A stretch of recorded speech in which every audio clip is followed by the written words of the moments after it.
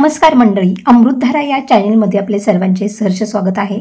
आज आहे 12 एप्रिल 2025 हनुमान जन्म उत्सव आणि या हनुमान जन्म उत्सवानिमित्त आपल्याला सर्वांना सर्वशक्तिमान असलेल्या हनुमानाची जन्मकथा ऐकायची आहे। ही कथा संपूर्ण ऐका, मध्येच सोडू नका। हनुमान हा भगवान श्रीरामांचा निष्ठावान सेवक। हनुमान आपल्या असीम भक्ती, अफाट शक्ती, विनम्रता अशा अनेक गुणांसाठी पूजला जातो।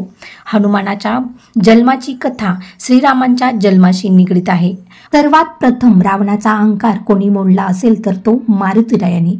आणि या अशा मारुतीरायाचा जन्म कसा झाला आहे आपण चला कथा ऐकूया। चला व्हिडिओला सुरुवात करते त्याआधी अमृतधारा या चॅनलवर नवीन असाल तर चॅनलला नक्की सबस्क्राइब करा। हनुमानाचे वडील केसरी आणि आई अंजनी हे वानर होते। अंजनी आपल्याला मूल व्हावे म्हणून महादेवाची पूजा करत होती। अयोध्याचा राजा दशरथ आणि त्याच्या 3 राण्या हे सुद्धा आपल्याला मूल व्हावे म्हणून देवाची प्रार्थना करीत होते। त्यांनी आपल्या गुरूंच्या सांगण्याप्रमाणे पुत्र कामिष्ठी यज्ञ केला। या यज्ञाचा प्रसाद म्हणून 3ही राण्यांना देवाकडून फळ मिळाले। राणी कैकेयीच्या हाती आलेले फळ एक घार घेऊन पळाली, पण उडताना तिच्या हातून ते दिव्य फळ निसटले।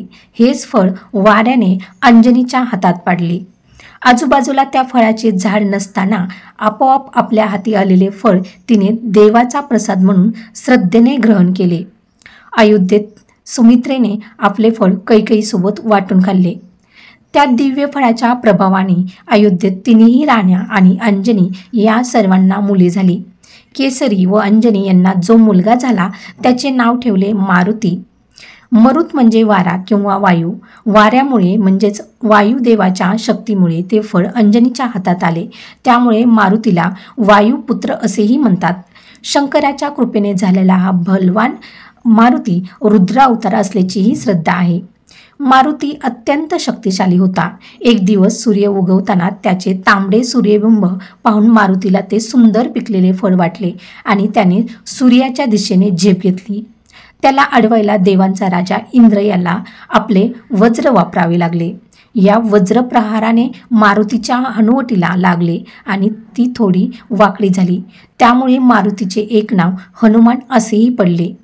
श्रीराम, सीता आणि लक्ष्मण वनवासात असताना सीतेला राक्षस राजा रावणाने पळवून लंकेला नेले। श्रीराम लक्ष्मणाचे सीतेच्या शोधात असताना हनुमानाशी त्यांची भेट झाली आणि इथून पुढे हनुमानाने सीतेचा शोध घेणे, रावणाशी लढाई आणि पुढे आयुष्यभर रामाची मनापासून सेवा केली। त्यामुळे सहसा जिथे रामाची मंदिरे आहेत तिथे त्यांच्या बाजूला हात जोडलेला हनुमान असतोच। त्याला भक्तांचा शिरोमणी म्हटले जाते। हनुमान चिरंजीव म्हणजेच अमर आहे, त्यामुळे असे म्हणतात तो आजही जिवंत आहे आणि लोकांना बळ देतो। जिथे जिथे रामकथा सांगितली जाते तिथे हनुमान दुसऱ्या वेशात आवर्जून जातो अशी श्रद्धा सुद्धा आहे। मारुतीची अनेक नावे किंवा बिरुदे आहेत। केसरीचा मुलगा म्हणून केसरी नंदन, अंजनीचा मुलगा असल्यामुळे अंजनीय, वायूच्या कृपेमुळे झाल्यामुळे वायुपुत्र, बजरंग, हनुमंत ही इतर नावे सुद्धा आहेत। हनुमानाच्या अतुलनीय बळामुळे त्याला बळाची देवता मानली जाते। जेव्हा मुस्लिम राज्यकर्ते भारतात येऊन इथल्या हिंदू जनतेवर अत्याचार करत होते तेव्हा हिंदूमध्ये त्यांच्याशी लढण्याचे सामर्थ्य यावे म्हणून समर्थ रामदासांनी हनुमानाच्या म्हणजेच बळाच्या उपासनेला प्रोत्साहन दिले। विविध ठिकाणी हनुमानाच्या मूर्तीची प्रतिष्ठापना केली। आजही कुस्तीच्या आराखड्यांमध्ये हनुमानाची मूर्ती सहसा असते। पहिलवान हनुमानाला नमन करूनच कुस्ती खेळतात। मनासी टाकले मागे गतीसी तुलना नसे, अनुपासोनी ब्रह्मा एवढा होत जात असे, असं समर्थ रामदास स्वामी यांनी रचलेल्या श्री मारुती स्तोत्रात म्हटलं। याचवरून हनुमानाची भव्यता आणि वेग याची प्रचिती येते। मंडळी, व्हिडिओ आवडला असेल तर व्हिडिओला लाईक करा, शेअर करा आणि चॅनलवर तुम्ही नवीन असेल तर चॅनलला सबस्क्राईब करा। धन्यवाद।